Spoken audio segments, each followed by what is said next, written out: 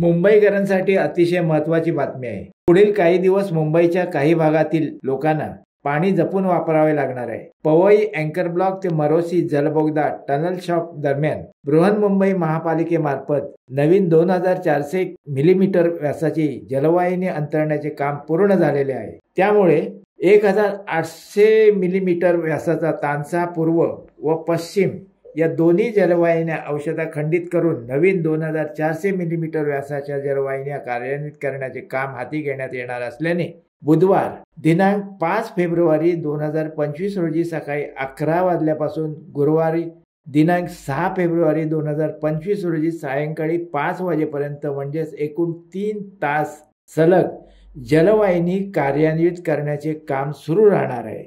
दरम्यान या कालावधीत महापालिकेच्या एस, एल, के पूर्व, एच पूर्व आणि जी उत्तर विभागातील काही परिसरातील पाणी पुरवठा बंद राहणार आहे। दरम्यान बृहन्मुंबई महानगरपालिकेच्या या विभागातील नागरिकांना पुढे काही दिवस पाणी उकळून व गाळून प्यावे असा फतवा पालिकेच्या सार्वजनिक आरोग्य खात्याकडून व पालिका प्रशासनाकडून नागरिकांसाठी जारी करण्यात आला आहे।